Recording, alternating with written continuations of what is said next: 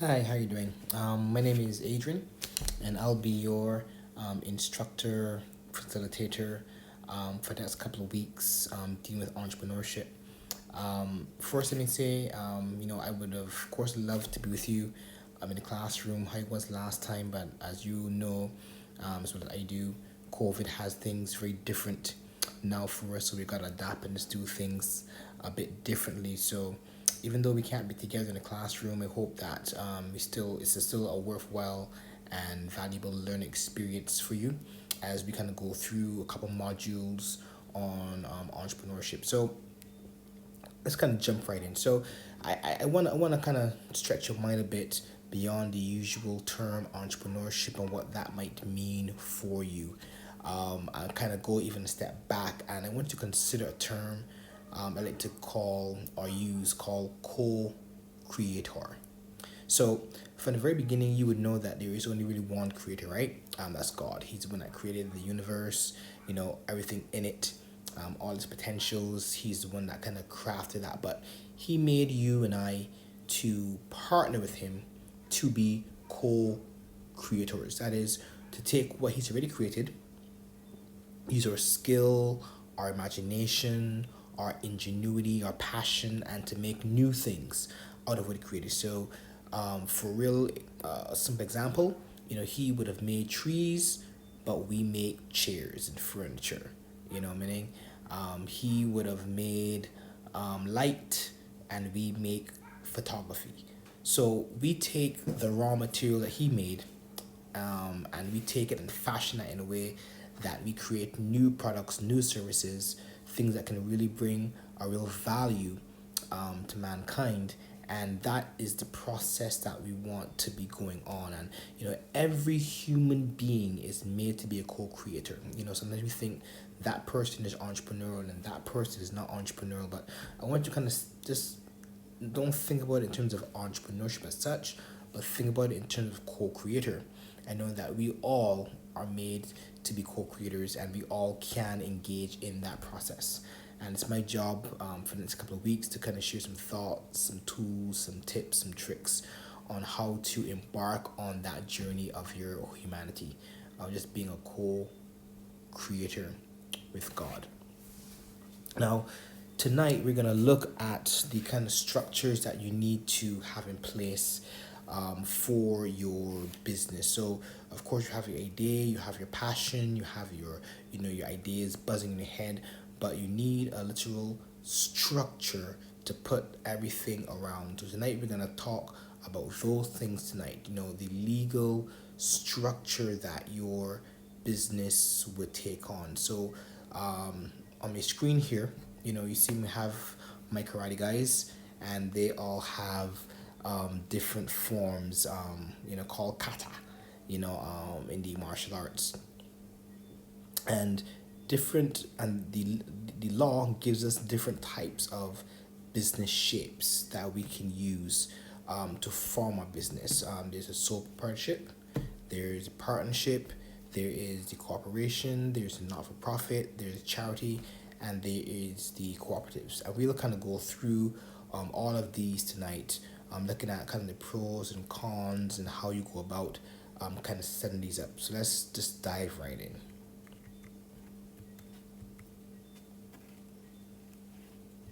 Mexicans want to change. So, probably the most popular and the easiest to get started is one called the sole proprietorship. So this is where we have kind of like the one man firm, the one man, the coconut vendor, the lady selling sugar cakes, or the vendor selling their stuff. This is the one man shop, and it's the probably the most common one we see.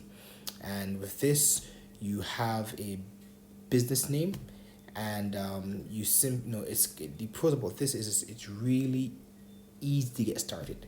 And you go to Kaipo. They are located in the Baobab Towers building in Warren, sorry, and on the first floor, and that's where you go to start your companies, where you go to pay for the license to actually get a business name and that kind of stuff. So you pay I think $104 to get started. It's the least complex of all the structures to get a business up and running.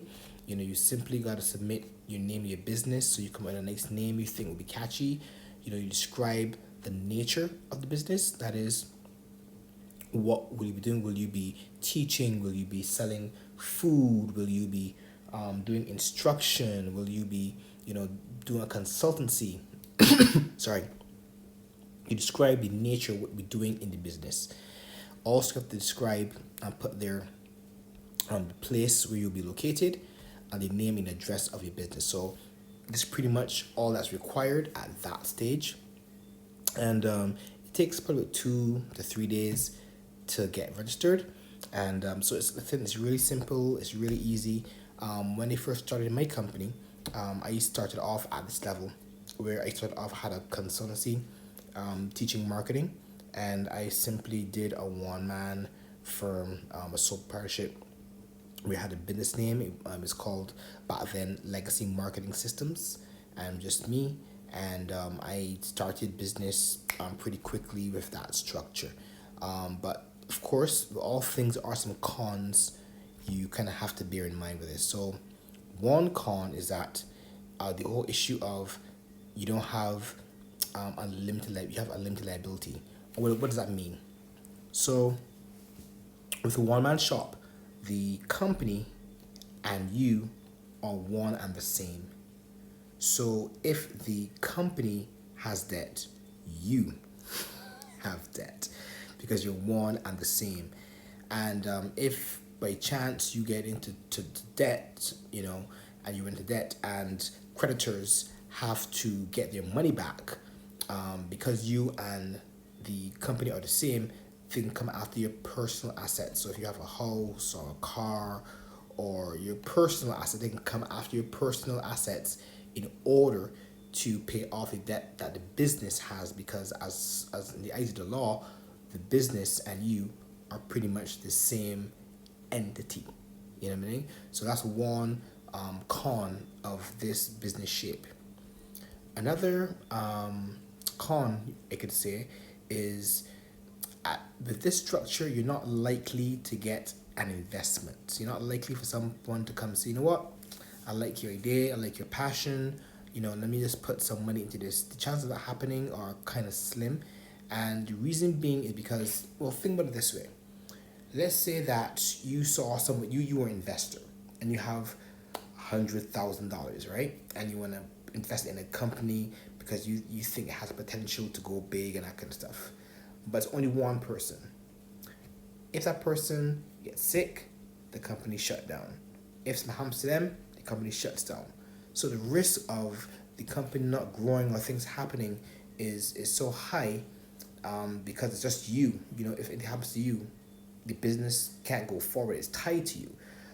As opposed to if you had more people in the company, if you got sick or couldn't work, things can still happen because you're the only person working in it. So a company that only has a one-man shop, so to speak, a sole proprietorship, the chances of investment are pretty slim to almost none, to be honest with you. And the other con is, if the business dies, if you die, the business dies with you. It doesn't kind of live on, because like I said, in eyes of the law, you and the business were kind of one and the same. So these are some of the pros, as well as the cons of doing a sole proprietorship. Now let's move on to another form that is called a partnership. Now the pros are, again, this is relatively also inexpensive to start, same as sole proprietorship. It will cost you $104. But the other pro is that you have other people coming on board with you. Bringing their time, bringing their money, bringing their energy. They say two heads are better than one. So it's not just limited to what you know. You have other people, a person's coming on board that can lend their skill sets to you. So, it's not just up to you. And similarly, like what is required in terms of the documentation is you have to give your business name, the nature of the business, the place where you're located, and your name and your address. So again, this also takes a couple of days. code this to also be registered. Now, because of COVID, things, of course, may take longer, and so you have to bear that in mind. But yeah, again, a really simple structure to do. But again, these also have similar cons. So this con also has a limited liability, where the debtors can go after your personal possessions of both parties' time if you can't pay the debts that the company would have racked up in the time of doing business. And this too also might be unlikely to receive investment because of the very same issue that I mentioned with, so though it's more than one, so there's only two. Again, it's still not a strong support there in terms of people and human resources to really give the investor confidence that this can go forward. And then, like I said before, because it's a partnership and it's not limited liability, if there are any debts, that investor will also be exposed to those risks as well. So, again, these are some cons with the partnership, and you also have to bear in mind divorce. Sometimes partners get involved and they have the same ideas, the same passion, and they go forward. But sometimes things happen, people's lives change, people's circumstances change, and sometimes it causes friction. Yeah, and sometimes those divorces, those periods can be messy and challenging and sometimes costly. So those are some of the cons that you have to bear in mind, when you're considering going into a partnership with somebody else to start that business. I'm not sure why I'm yawning this much, but I do apologize. But yeah, so partnership is the second structure that your company can kind of take. Now, this one is where we get a little more complex. It's called the corporation, and you would recognize this when you see the name limited at the end of the company, limited or corporation or corp. All these are different endings that would let you know that this is a very specific type of company. Now, with this, now the company is separate and distinct from you, the incorporator, right? So it's not a case where, like in partnership or in sole partnership, you and the company is one the same. The company is now its own person and can do act like a person. So the company can buy, the company can sell, the company can sue, or a company can be sued by somebody else and stand as a separate, distinct entity apart from you. And with the corporation, ownership is based upon shares. So the company you would decide that you have, say, 100,000 shares, and you want to sell shares at, say, $1, for example, and people would buy shares, and the ownership is not based just on you. The ownership is based on the shares that were sold and the people who were now called shareholders now having ownership in that company. You, of course, will also be a shareholder as well.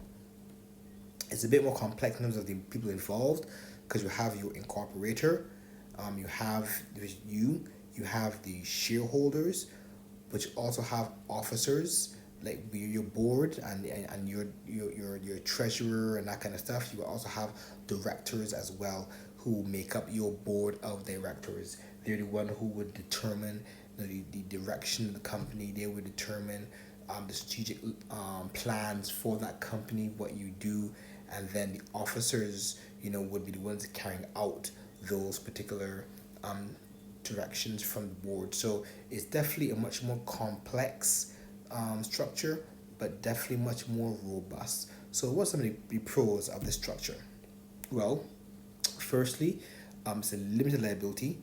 So which means that, if again the company goes into debt, the debtors can't come after all your stuff. They can only go after a very, very limited amount, but the company has to be the one that would bear the brunt of paying those debts. And if it can't, it can file for bankruptcy, But I'm praying that you would not have to do that. Just saying that's what happens, Also, with this structure, this company can live beyond the life of the owner. So if you when you die, or your partners die, the company can live on because the shares kind of go on. So all who have shares remain owners, and the company can still remain an entity even when you die. You can even sell shares to your children that they can have kind of like inheritance in the company. So all those are things that make it very attractive. Now, this structure is also very attractive to investors. This is the structure that most likely an investor would want to put their money in because they feel safer and secure, that the money is not just tied up with your own personal account or your personal life, but this is a separate, distinct legal person that they are investing in. The other thing about this is that in Barbados, at least, you can qualify for approved small business status if you're incorporated, which means you can pay less taxes. You also can get technical assistance from the SBA. You can also get duty free benefits as well. And even though you can be a one man shop, you can still incorporate. So you may be only you at the point in time, and you can be the sole director, obviously a shareholder, but you still have a separation between you and your company. So those are some really powerful reasons why people look to incorporate. Now with me, like I said, I started out not incorporated at first because of finances and testing market, but then as I got a little more mature in the market, then I moved up to the incorporation level. Now, some cons. Well, as you can imagine, it's definitely more expensive to set this up. You have to pay $780 to Kaipo. Then you also have legal fees because a lawyer must be the one to actually draft out the documentation for this for you. So that can cost in between $1,500 to $3,000. So it is more expensive. It is more complex because you now got to choose directors. You got to assign roles and responsibilities to your directors, and it's just a lot more documentation to get done.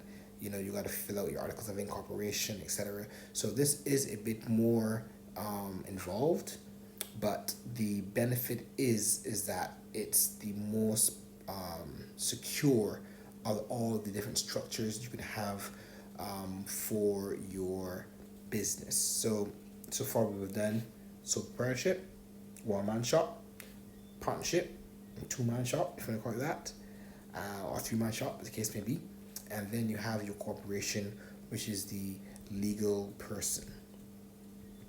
But another structure that is not talked about a lot, but also has a great deal of potential and power that we think we're not really tapping into, is that of cooperatives.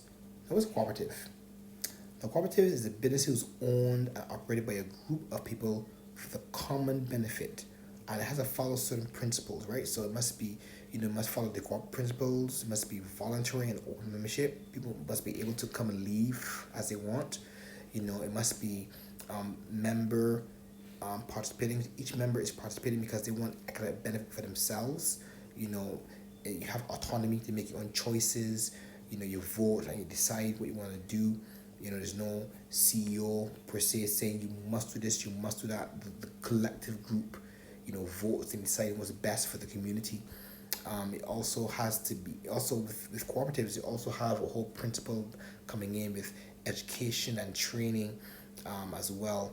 And, just looking out for the entire community. It's a very powerful tool. And why I think it has its merits here now is because a lot of people may not be able to have the money to do the incorporation at the point in time, and they still want a structure that allows them to share ideas and resources, because somebody may have a room, somebody may have machinery, and you come together, you have more than what you could have done alone, and you all benefit from coming together in that way, which makes it a really powerful structure to consider. And you'd be surprised at what companies are cooperative. So I had here like Volvo, for example, they are a cooperative. Smuckers, again, an international brand, they too are a cooperative. But how do you go about forming one? So with this structure, you actually have to go to the cooperative department, and they will give you a registration form, signed by 10 members, and you have to bring those 10 members, who come together to make this, cooperative group, the core members, so to speak. And it's $50 to get started. So again, it's really affordable, for us to do this. And what they would do when you pay your money, they would give you a consultation on how to structure your bylaws, how to structure your cooperatives. They're extremely helpful and knowledgeable in making sure to give you the best chance possible. And then you would submit 3 copies of your proposed bylaws. You have to provide a business plan for them, and then your application fee of $250. And they will then go in to give you even more education and more, training to kind of get the best, structure going on for your cooperative. And you can do a cooperative in many areas. It could be food, it could be, construction. We have a few agricultural here that's the most popular, but there are many ways you can do. You can have a design company, anything at all. You can do that in the form of a cooperative. Ocean Spray, again, another huge company, huge brand. They too are also, cooperatives. So there's no limit really, to this. So what are some benefits? Well, one we mentioned one before. People can come together for mutual economic and social benefit. So we all come together to help ourselves, and we're leaning on each other's strengths to get that done. You can share resources, be it skills, because everyone might not be a marketer. Some might be good at selling, some might be good at talking, some might be good at drawing, some might be good at leading. And the mix of skills come together really helps, the organization grow faster. Some might be have equipment that can be loaned or used by the cooperative to get the job done. Again, very very, needful now, because unlike others, we as an individual, you may not have everything that you need, but somebody may have one part, somebody has another part, and when you come together, it brings those things to bear. You can share a common space.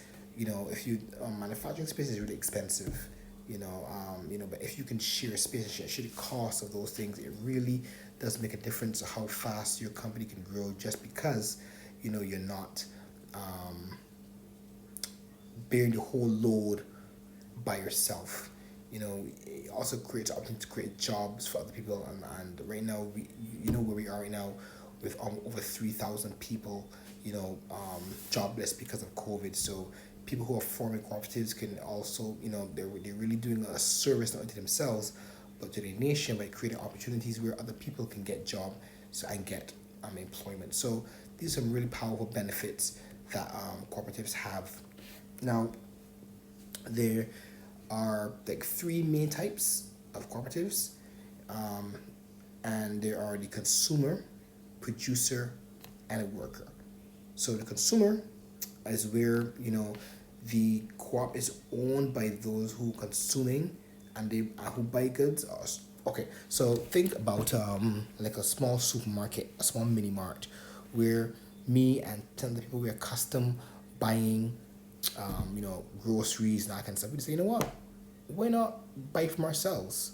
Why not bring in and we just buy from ourselves? So that's one type of, co-op, and it's very very, popular, and has really powerful, real opportunity for growth. Then there's the producer. We might be a case where I come together with people who have a similar skill. I might be, what, carpenters or masons or artists, and we all come together. We produce things together. So and we sell our products. So we're making soaps, we're making creams, and we come together, and we sell our products under the brand of the cooperative. And then there's the worker owned, where, it's a case where you work in the cooperative, but you also own it at the same time. So the employees are also the bosses. And these are some really interesting ways of forming business that is not as popular, or well known as other forms, but, really have, potential to really help bless people with money and getting jobs and that kind of stuff. You know, you can do it in finance, you can do it in tech, you can do it in fashion. I mean, there's any industry there is, you can do a co-op in. And I personally would recommend, you know, kind of doing some real reading and research in this area as a possible structure for your business. And lastly, there is the charity or the non-profit, where now being having a non-profit or charity does not mean that you don't make profits. What it means that all profits that are made are put back into the organization, and it also means that profit making is not your primary focus. It's one of them, but not the primary. So, for example, you may be a case where you have a passion for children and you want them to be educated, and you decide to create a business that helps educate children or saves animals or whatever the case may be. It might be some social good that you're trying to do. A charity or nonprofit is the best shape to take for those. Again, doesn't mean you don't make money, but it means that the money is really put, the profits are really put back into the profit making venture so that it can keep going, you know. And for this, nonprofits would normally cost like 180 to get started, and it'll take 5 days. But again, with COVID now, things may take much longer to get finalized. But just that you know what your options are, it's important. Now, with this, let me say, business at the, you know, kind of wrapping this up. You know, I want you to, like I said, think of business like co-laboring with God, co-working with God, creating with God, and you create a structure, and I went through a few structures with you just now, sole proprietorship, partnership, the corporation, the cooperative, and the charities, and the non profits. You know, these are structures you can use for your business. But whatever shape you take, you know, your business has to operate in a larger space with other players, customers, suppliers, creditors, workers, a community, and the larger environment. And it's your responsibility that whatever job, whatever business you decide to go into, we look at next week. We'll look at some strategy on how to come up with ideas for business, but that your aim is to be a good neighbor to your customers. In other words, sell them good products. Be a good neighbor to your suppliers. You know, pay them on time. Be a good neighbor to your creditors. Pay them back in the time that is due when you could. Be a good neighbor to your workers. You know, treat them well. Don't abuse them. Be a good neighbor to your community. You know, do programs. You know, eventually when you get to that size where you can kind of give back to your community.